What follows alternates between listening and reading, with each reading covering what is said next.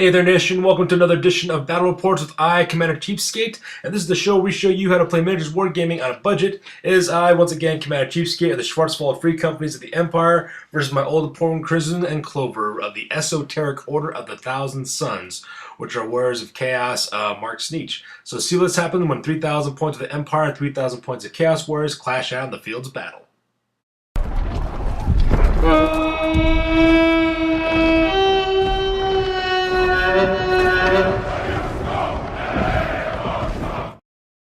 Alright, with the horns of war sound, let's go and talk about my army list, the Schwarzwald Free Companies. For my Lord Hero choices, we have Gregor von Drachenfels the Grim. He is an Arch-Lector with a Grit Weapon, Armored Meteoric Iron, as well as a Dawnstone. Next comes Victor Helsbrad of the Wilds. He's a Battle Wizard Lord with a level 4 upgrade. After him comes Hauptmann Hans Jäger and Königswinter. He is a Captain of the Empire with full plate armor, lance, a Pegasus, Talisman Preservation, and the Charmed Shield. Next we have Hauptmann Dieter Moons, the Griffin Guard. He is a Captain of the Empire with full plate armor, great weapon, Battle Standard Bearer upgrade. He's also armed with the Griffin Standard. Next we have Sir Tybalt Kraus, the Vagrant Knight, Captain of the Empire with full plate armor, lance, shield, barter warhouse, and the Crown of Command. And then we have Maximilian the Max. He is a level 2 battle wizard with a Dispel Scroll. And finally we have Father Obadiah the Terrifying, who is a warrior priest with heavy armor, great weapon, warhorse with barding, and the terrifying Mask of E. For our core choices, we have the Vagrant Brotherhood, which are 19 Knights of the Order, Standard Bearer Musician, Inner Circle Knight upgrade, as well as a Steel Standard. We have the Queen's Rangers, who are 10 archers with 2 detachments of 5 archers apiece. And finally, Rommel's Rangers, which are 12 archers. Our special choice is the Black Company, 38 great swords with Standard Bearer Musician, as well as 2 detachments with 20 halberdiers. The Blue Company, as well as the Red Company, and they are equipped with the Standard of Discipline. Next we have Blitzen, the Great Cannon, and our rare choice is Donner, the Hellblaster Volley Gun, and the one and only Panzerbaron, which is our steam tank. And that brings us to an exact total of 3,000 points. Alright, and so now it's time for my opponent's list, the Esoteric Order of the Thousand Suns. It is a Chaos Warriors of Tzeentch build. Once again, sorry for the crudity of this list. It's all from memory, so I didn't really get a chance to take it. But I can tell you what Crimson and Clover had, though. First of all, we have Egrin Van Horstman, which is a Chaos Sorcerer Lord who's level 4. I believe he had the Chaos Familiar. I knew he had the Charm Shield as well as Talisman Preservation. I think he might have had the Ogre Blade, I think. I also know he used Lore of Metal and was mounted on a Chaos Dragon called Kalibos. This is a throwback to the 4th edition version of this character, so she's just recreating him for this role. Same thing with this character. His name is Akold Hellbrass. He is a Chaos Exalted hero. He was a Battle Standard Bearer upgrade with a Sword of Change, and I think he might have had the Third Eye of Tzeentch. I'm not really sure. On to the core choices, we have the Scions of Self, which are basically 3 Chaos Chariots with Mark of Tzeentch. The Storm Lords, who are 20 Chaos Warriors with Halberds and Shields and Mark of Tzeentch. The Dustmen, which were 20 Chaos Warriors with the Man Weapons and Shields as well as the Mark of Tzeentch. We also have the Second Sons, which are 5 Chaos Knights, full command with the Sorcerer Weapons and Marks of Tzeentch. We also have 4 Chaos Trolls equipped with hand weapons. And we have the 2 Hell Cannons, Inky and Binky, which are both Hell Cannons. And that pretty much rounds up my opponent's list to approximately 3,000 points.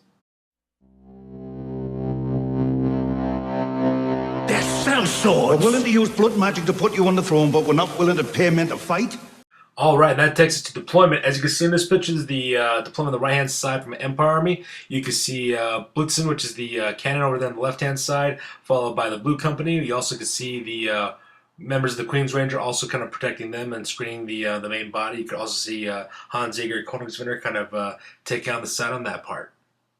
And this is the deployment for the center part. As you can see there, we got the Black Company, which is the 40 Great Swords, kind of occupying the center. Once again, you got Queen's Rangers kind of flanking, providing screen cover for the front there, as well as the Red Company there on the right-hand side, which is my other unit of Halberdiers. Behind the main line, you have the Rommel's Rangers with Maximilian the Max, who is my level 2 battle wizard. On the right-hand side there, you have my Hellblaster Volley Gun, kind of protecting that right-hand side. And on the far right-hand side of my formation, you have the 2 of my units. You have the Vagrant Brotherhood there. That's kind of laid out in lines of 3 with 7 wide and 3 deep. So that's a pretty mean unit right there to take on. And also I have my Panzerbaron, the steam tank, right there next to the other side of the chapel. So that is deployment for the Empire.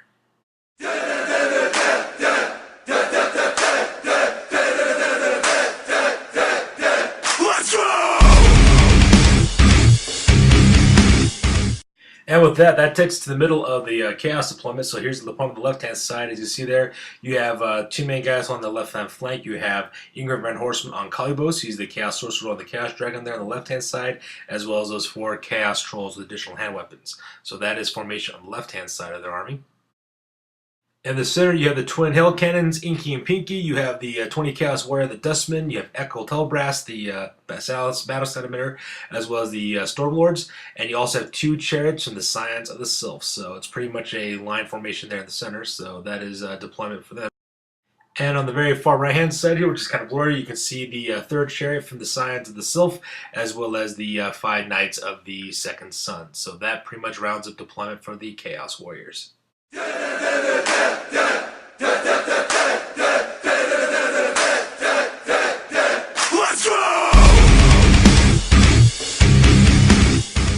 Alright, with that, it takes us to turn 1. So you can see here in the picture of the Warriors of Chaos, we have the Second Sons as well as the Scions of Sylph marching towards my right flank. So that's what it looks like there in the right-hand side. As you can see in this picture, the Scions of the Sylph, the Dustmen, the Stormlords, all of them move up to the center and marching into position for charges. And so far, it's kind of like an advantage to me because you have a couple of those stone walls that are kind of placed there in the middle of the battlefield, so those chariots are going to take a dangerous terrain check. And so hopefully my flank won't fall with that one. And as you can see in this picture, the Chaos Trolls move to protect the left flank of the Chaos Army, and Ingrid Van Horseman and Kalibos take cover behind the buildings, and they also prepare themselves for a charge. So with Ingrid Van Horseman hiding behind that building, won't be able to take out the cannon too well. So that pretty much makes the movement up for the Chaos Army. With that, we move on to the magic phase. Ingrid Van Horseman burns 4 power dice to cast a bursted version of the Glittering Robes, and because he's got the Chaos Familiar, he should be able to help them out with that one. However, he manages to cast with Irresistible Force and buffs both the Dustman as well as the Chaos Troll, but he miscasts on that bad boy. Klaatu, Veranda, The resulting 11 miscast results in losing 2 Wizarding levels and forgetting 2 of his spells, which are Glittering Robes and Golden Hounds, which is good for me because Ingrid Van Horseman is the only caster for this army, and now he's at half strength, which means that my magic ability should be really unfringed on this one. And yeah, so I'm pretty good on that one. This is my boomstick! And with that, we enter the shooting phase, which just sounds wrong in my opinion. I mean, this is a Warriors of Chaos army, so saying shooting phase and they actually get a shooting phase, it seems kind of new to me. But anyways, so we go to the shooting phase. Both Hell Cannons fire upon the Black Company. Inky misses his shot, but Pinky, on the other hand, lands a blow and manages to kill off 5 of my great swords. Luckily for me, though, my guys basically hold the line when it comes to the panic test, so that pretty much sums that up. And since there's no combat on this one, that ends up Warriors of Chaos turn number 1.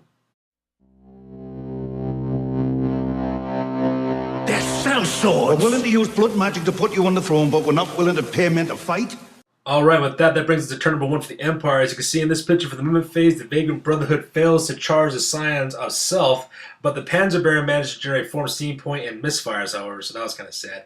He loses 1 steam point and he also gets a wound, but he rumbles forward and smashes his Second Sons, managing to kill one of those bad boys. So, you know, that's action here on the right-hand flank. And in this picture, the Queens and Rangers move forward into blocking positions, kind of sealing the gap in the barriers. As you can see, we got 2 sets of barriers on either side of my formation, so my flanks are somewhat protected by those barriers, so I send the Rangers up to kind of stop it, so that way they can kind of seal the gap on that one. The Blue Company marches to the left to intercept the Trolls, while the Red Company marches to the right to intercept the Scions and Sylph.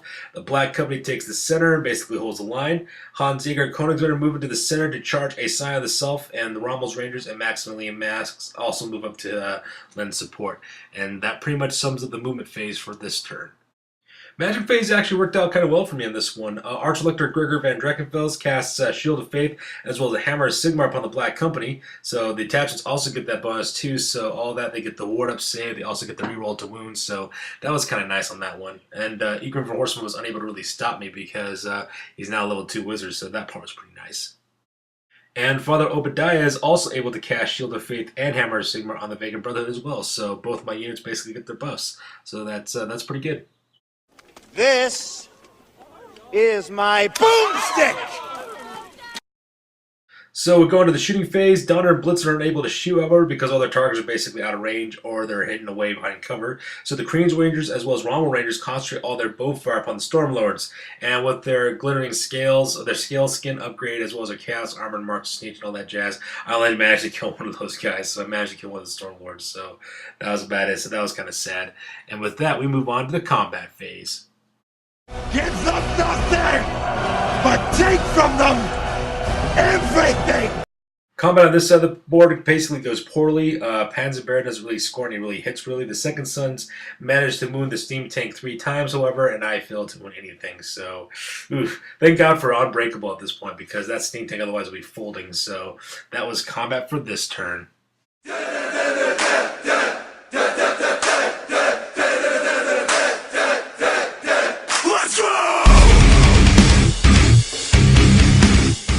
And with that, that begins turn 2 for the Warriors of Chaos. And as you can see in this picture, everyone basically charges. Egrim Van Horstman fails to make his charge on Blitzen, however, so he's kind of stuck in the open there. So hopefully I will be able to shoot at him next turn. The Chaos Trolls charge the Queen's Rangers detachment on the left-hand side. The Dustman charges the Queen's Rangers main body there in the center, as well as Outcold Hellbrass and the Stormlords charge into the Queen's Rangers right-hand detachment. So everybody's just kind of committing at this point.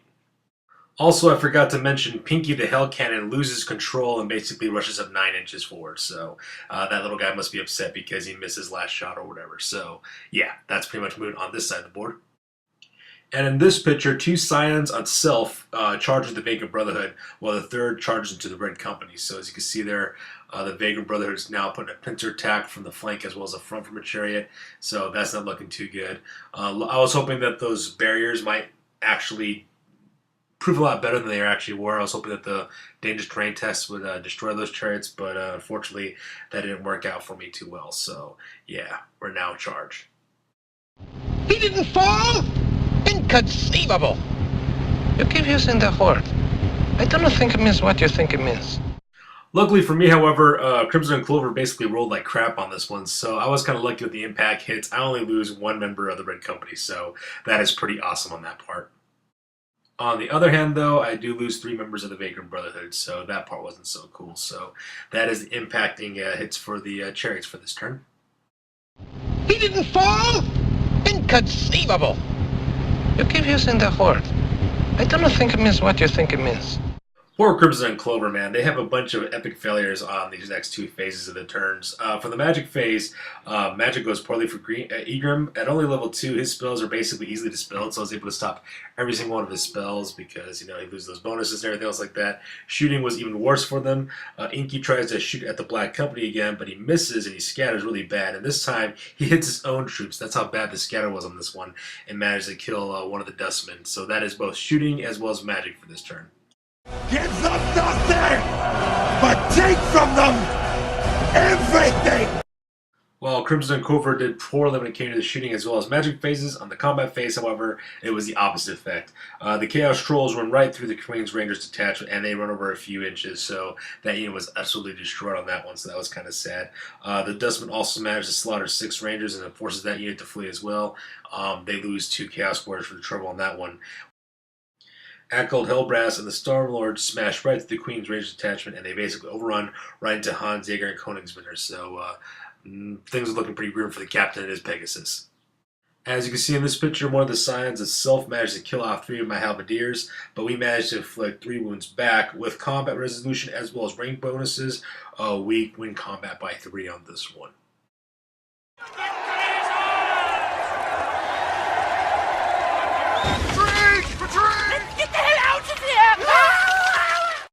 The Scion itself fails his break test, so he basically tried to run and flee, and the Red Company overruns. We run something like 11 inches, so because of that, not only do we slaughter that chariot, but we also reform to face the rear of the Stormlords, so now my Red Company, as well as Hans Jaeger and the Königswinter, will get this unit of Stormlords into a pincer attack, so that was pretty awesome.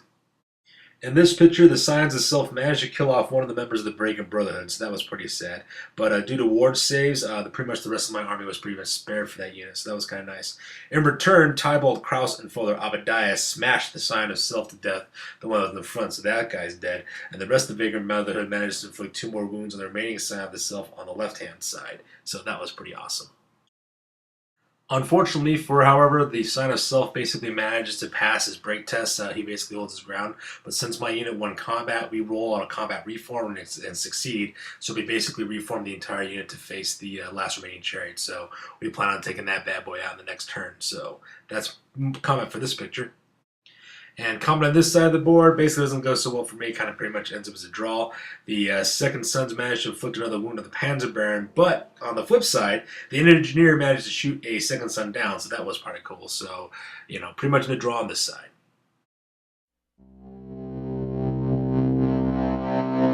They're sellswords. We're willing to use blood magic to put you on the throne, but we're not willing to pay men to fight. Alright, with that brings us to turn 2 of the Empire. As you can see in this picture, the Blue Company charges the Castrolls, while Rommel's Rangers charge into the Dustmen, giving the Queen's Rangers time to reform and to regain themselves. Not to be outdone by a handful of archers as well as some detachments, the Black Company charges into the Stormlords' front, while the Red Company charges into the rear of that unit. So now that unit is now facing 3 different combats at the same time, so that was pretty epic. The Panzer Baron generates another 4 steam points, and it also misfires again, so that was pretty bad. We lose 3 wounds due to venting, and we also lose 3 steam points. So we decided to dedicate the last point to grinding. With that, we killed 2 of the second sons in the process. So I'm kind of sad now because this is the second time the Panzer Baron has misfired, and things are not looking good for it. Magic was pretty weak this turn, only generating 3 Paradise, and Ikram got 2, and all my spells are basically dispelled by that. And shooting wasn't all that great either. The main attraction was my cannon Blitzen firing upon Ingram, but he used the Charm Shield in order to stop it, so that was pretty sad. And with that, we move on to the combat phase. Give them nothing, but take from them everything! As you can see in this picture, the Chaos Trolls just murdered 12 of my Halberdiers, and in return we only managed to inflict a single wound back, so combat went poorly on this side of the table. Combat on this side between the Dustmen as well as Womble Rangers went bad. The Dustmen slaughter 7 of the Rangers, forcing them to flee, and so they basically take off and they flee through the unit of the Queen's Rangers. They pass their panic check, which is kind of nice. The Dustmen try to pursue, but then they run into the Queen's Rangers yet again, so that was kind of nice. It kind of saved my other unit of archers from being destroyed, and we also kind of delayed the Dustmen for a turn, so it all worked out pretty much. And combat in this picture was pretty cool. Alcold Hellbrass issues a challenge because he's required to by his rules, and Hans Jaeger and Königswinter answer the call. So each basically inflicts on one of the other one, so basically ended that one in a draw. But the rest of the battle, the Black Company, the Red Company, as well as the Stormlords fight it out. The Stormlords inflict 5 kills on the Great Swords, and in return, we kill 5 of their own as well, so that part was pretty nice. With a charge forward, a rear charge, rank bonuses due to the Griffin Banner, as well as static combat resolution, the Stormlords lose by 3.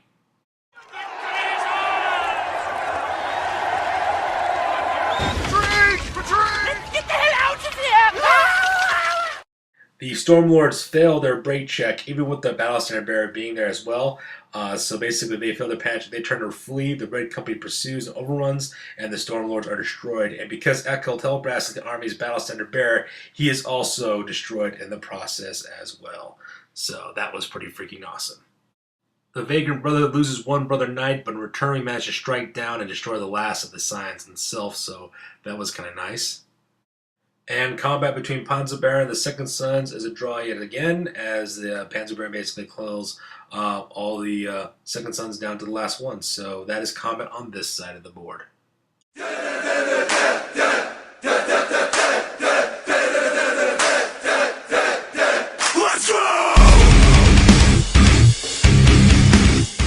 And that takes us to turn number 3 for the Warriors of Chaos. And we start with the movement phase. As you can see in this picture, Igor Van Horseman and Kalibos charge into Blitzen. And that's pretty much the only movement they can really make because everybody else is engaged in close combat. So that's movement for this phase. With that, we get to the magic phase. Igor Van Horseman casts Searing Dune upon the Black Company, but he only manages to kill 1. The real killer, however, ended up being the twin Hell Blaster, the twin Hell Cannons. This is my boomstick! Both Inky and Pinky managed to roar at the Black Company. They kill some of the great swords in the process.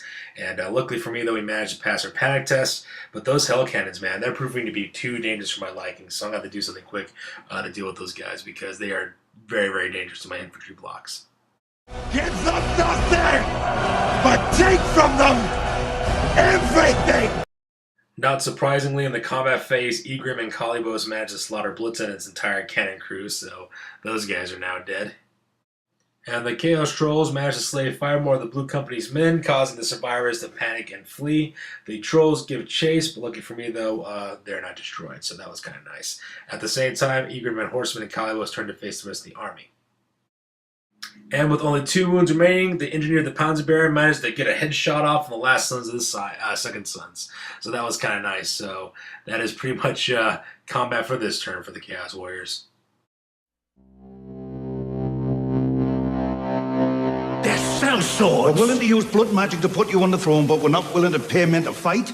And with that, that takes us to Empire turn number 3 with a big FU. Hans Jaeger and Königswinter charge into Ingram Van Horstman and Kalibos and decide they're going to take on these dudes on and basically to destroy them. So that was kind of cool. At the same time, the Black Company as well as the Red Company charge into the Dustmen. So we have the Red Company on the flank of the Dustmen and we have the Halberdiers. Sorry, not the Halberdiers, the Great Swords charging in the front. At the same time, we also have Rommel's Rangers also rallying as well. And basically, Donner marches forward to find the next turn. So that part was kind of nice. The Vagrant Brotherhood basically marches forward to take on that last Hell Cannon Inky, which is over in the backfield over there, and the Panzerbearer basically turns to keep moving forward. So with only 2 wounds left, though, I'm not expecting much of the Panzerbearer anymore. And it served its purpose. It defended my flank against attack, so well done, Panzerbearer. Well done. Magic as well as the shooting phase were pretty much a wash in this turn, and that brings us to the combat phase. Give them nothing, but take from them everything! Combat between Ingram and Hans Jaeger basically ends up being a draw. They both managed to inflict a wound on the others, so that part was kind of neat. So combat is kind of slow on that part. Combat between these 2 units is pretty interesting. The champion basically issues out a challenge to my Arch-Elector, Gregor von Drachenfels, and I say, heck yeah, let's do this. So I accept the challenge. After combat is said and done, Gregor smashes that SOB back to death with great weapon hits and also rerollable armor saves, so that guy didn't stand a chance whatsoever. The Black Company and the Red Company also managed to inflict 6 wounds upon the Dustmen, and the Dustmen managed to inflict 2 wounds in return.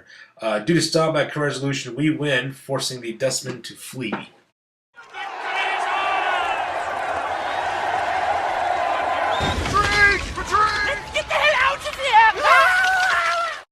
The Red Company does not pursue, but redirects to the rear of the Chaos Trolls, so we tie up those guys from preventing them from charging into the flank of Hans Jaeger as well as Königswinter, so that was kind of nice.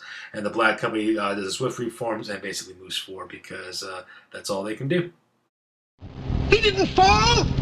Inconceivable! You keep using the horde. I don't think it means what you think it means. Alright, so once again I have to apologize for not having any pictures on this slide. Turn 4 for Warriors of Chaos was actually pretty lackluster. Not really much happened, and I think that's why I forgot to take the pictures for it, because it was pretty worthless. There isn't really much movement. Inky tries to charge the Vagrant Brothers, but he fails on that one.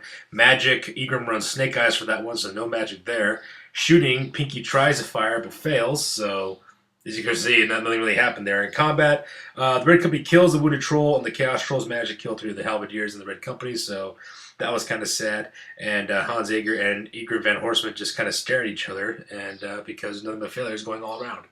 So, like I said, pretty lackluster round. Sorry for the lack of pictures. They're sellswords. We're willing to use blood magic to put you on the throne, but we're not willing to pay men to fight. Alright, that brings us to turn number 4 for the Empire. This is the movement phase. As you can see in this picture, Rommel's Rangers charged at the flank of the Chaos Trolls. So that was kind of nice to try to tie those guys up there. So awesome job for them. And off frame, the Vagrant Brotherhood manages to attempt to charge Inky, but they basically fail their charge. So that's what happens for the movement in this round. And with movement pretty much done, that takes us to the magic phase. Arch-Elector Gregor von Drachenfels casts Shield of Faith, so we managed to get that off on both the Great Swords as well as our attachment units. And as well as Soulfire as well on the Black Company, so that part was kind of cool. And then Victor Hellsbrad manages to cast Regrowth and resurrects 4 more Great Swords, so that is all that action on that part. Hello. My name is Inigo Montoya. You killed my father. Prepare to die. And with that, that takes us to the combat phase. Shooting wasn't really all that great. So in this picture, Igor managed to slip a wound on Hans Jaeger and Königswinter. Unfortunately for me, I was unable to wound him at all this combat. So because of that, combat goes pretty poorly on this one. And as you can see in the top there, the trolls killed 3 Rommel's Rangers, but the Great Company managed to kill a troll and inflict an additional wound on top of that. So that's pretty cool. Luckily for me, the trolls break and flee, but we pursue and we destroy those guys, so those guys are dead. So the Great Company basically combat reforms and prepares a charge at the back of the Dustmen. So that is combat for turn number 4 for the Empire.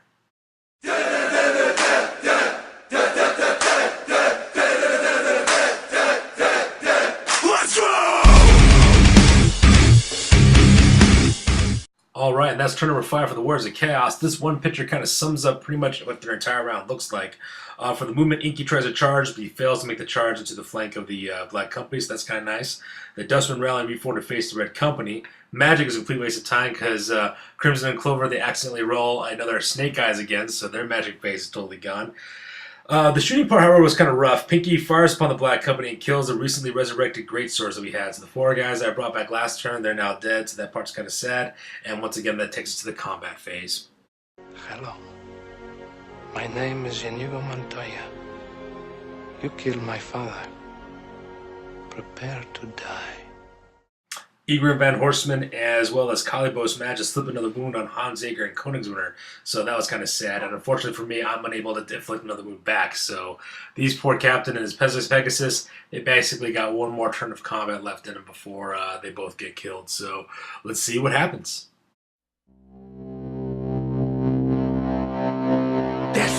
We're willing to use blood magic to put you on the throne, but we're not willing to pay men to fight. And that takes us to turn number 5 for the Empire. As you can see in this picture for the movement phase, the Red Company and the Black Company charge into the Dustmen, and the last 2 members of Rommel's Rangers also charge into the flank of that unit, so they manage to disrupt it. It's kind of hard to see, but those 2 guys in purple that are right behind Königswinter as well as Hans Jaeger, those are the riflemen that, well, I'm sorry, not riflemen, archers that did that. So that is moving in this picture. And moving phase in this picture, as you can see, the Vagrant Brotherhood basically charges into Inky the Hell Cannon, so we're going to wipe that guy off the face of the planet. And unfortunately for me in this picture, as you can see, the Panzer Baron falls, its steam engine check, and eventually blows up. So that is the end of the steam tank. This is my boomstick! Ingram manages to dispel all my spells, so magic was useless this last turn. But with the shooting, Daughter of the Valley Gun basically opens up on Pinky with 28 shots. Unfortunately, though, we only managed to inflict 2 wounds. That part was kind of sad. But because, you know, Inky's unbreakable and nothing happens, so because of that, he doesn't take any losses or whatsoever. But, man, that was kind of rough. The dice betraying me this battle.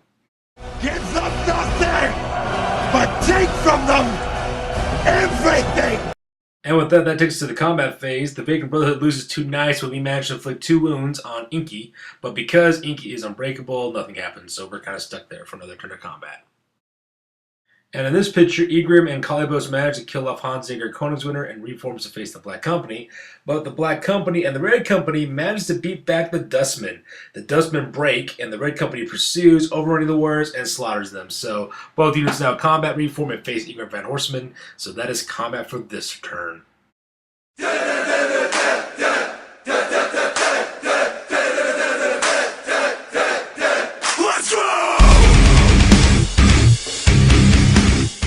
Alright, so now we're on to turn 6 for the Warriors of Chaos. For the movement phase, Pinky attempts to charge at the rear of the Black Company, but luckily for me, he fails his roll, so that part was kind of nice. Igrim and Horseman, on the other hand, and Kalibos, they charge the Black Company, and they actually make it, so that part happened. In the magic phase, Igrim tries to 6 dice of the Enchanted Blades of Albion and tries to cast onto himself, but we use a Dispel scroll and basically stop it from happening. And since there's no shooting, we're on to the combat phase.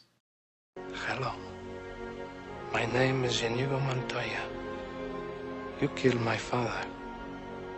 Prepare to die.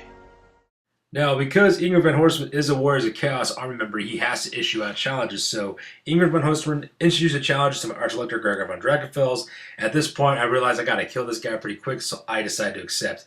In the end, he doesn't manage to get a scratch on me. With all the wounds that he tries to inflict, the Dawnstone basically saved all of them, so I got to reroll of them. But in the return, I managed to kill him, so that dude is dead. Now, Calibos, on the other hand, he rolls a 1 on the monster reaction table and he stays in combat, so he only manages to kill 1 greatsword. We're unable to inflict a single wound on the Chaos Dragon, so that part wasn't so great. But yeah, that's how it happened. And in this picture, the Vagrant Brotherhood managed to kill Inky without incident and overruns, and then we moved to prepare to charge into Pinky. So that is combat in this picture.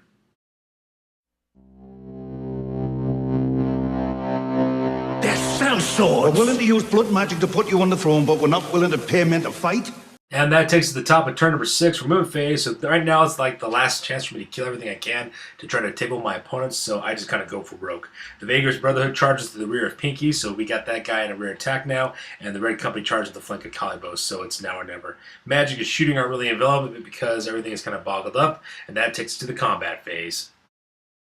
In the end, with combat, the Vagrant Brotherhood kills Pinky. On the flip side, though, the Chaos Dragon managed to kill 3 more members of the Red Company and basically stomps 2 great swords, so those guys are all dead. We're unable to inflict a single wound on Calibos, but with Hold the Line of the BSB, that basically saved us from breaking, and that pretty much takes us to the end of the game. Sure, I could have stayed in the past. Could have even been king. But in my own way, I am king. Hail to the king, baby. Alright, now it's time for the After Action Report. This is the part of the battle report where we talk about what we learned, what went well, what went bad, and how we can learn for the next time. In the end, this ended up being a victory for Commander Cheapskate. So let's talk about one of the things that helped me win this victory. The only things that was saving me in this battle is basically hatred. Being able to re-roll misses for the first round of combat due to my 2 main combat units having both the Arc Lector as well as the Warrior Priest really helped me to score some hits on this one. Empire troops have really low weapon skill on that one, so that part's kind of hard to basically hit on with Chaos Warriors because Chaos Warriors have such a high weapon skill. Those re-rolls basically saved my life on that one. The Dice Gods, on the other hand, abandoned me in this battle. I rolled low, and Crimson and Clover rolled high, so because of that, that caused all kinds of problems for me throughout this entire battle. With the Hell Cannons, specifically, the Hell Cannons are no joke. I need to find a way to deal with those things in the future, maybe flank them earlier on, or maybe send Hans Jaeger and Koenigsegg to deal with them, or maybe some kind of chaff to take on those guys. Whenever I see Hell Cannons, I know what to be wary for those guys. Usually, when I go up against Hell Cannons, they're pretty much not that great. They kind of miss all the time, but these ones, man, whew, they were on point the entire time.